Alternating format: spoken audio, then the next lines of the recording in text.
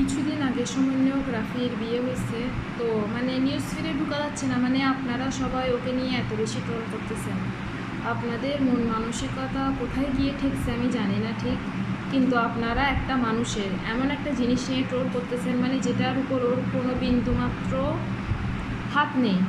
কারো গায়ের রং, কারো লুক বা কারো বাইরের দিকটা কেমন হবে এটা আসলে তার হাতে থাকে না। এগুলো তো আমরা সবাই জানি যেগুলো ভগবান প্রদত্ত বা জেনেটিক্যালি আসে, তাই না? এগুলো তো কারো কোনো ব্যক্তি নিজের উপর হাত নেই যে নিজের লুকটাও সে ভালো করবে বা খারাপ করবে। যদি এটা নিজের উপর থাকতো আমি আর মনে হয় না কেউ নিজেকে এভাবে খারাপ দেখাতে চাইতো বা আচ্ছা যেটাই হোক, আমি লুক নিয়ে কথা না বলি, কিন্তু আপনারা ওর গায়ের রং নিয়ে যেভাবে ট্রোল করতেছেন কালো কালো কালো কালো। আচ্ছা, কারো কারো গায়ের রং কালো হয়, ঠিক আছে, কিন্তু আপনাদের যাদের মন মানসিকতা এতটা কালো, আপনারা কি করবেন বলেন? আপনারা একটা সদ্য বিবাহিত নিউলি ওয়েড কাপল সম্পর্কে এমনভাবে ট্রোল করতেছেন, ওদের উপর কী যাচ্ছে এটা আপনারা নাই ভাবেন।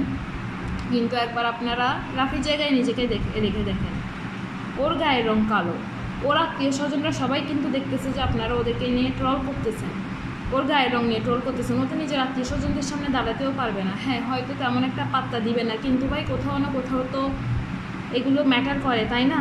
নতুন বিয়ে হয়েছে, আপনারা ওদেরকে একা ছেড়ে দেন না, আপনাদের কেন ভাই ট্রোল করতে হচ্ছে? আপনারা ট্রোল করার মাধ্যমে আসলে নিজেদের ফ্রাস্ট্রেশনটা মেটাবার চেষ্টা করতেছেন হয়তো। আমি সবাইকে বলতেছি না, যারা যারা শুধুমাত্র গায়ের রং নিয়ে ট্রোল করতেছেন তাদেরকে বলতেছি, আপনারা এতটা লাইফলেস, আপনারা অন্য আরেকজনের গায়ের রং কেমন, অন্য আরেকজনের বউ কেমন, এইসব নিয়ে পড়ে আসেন। যার বউ যেমন হোক, যার গায়ের রং যেমন হোক, তারা হ্যাপি থাকলে তো হয়েছে। হ্যাঁ হয়তো সম্মান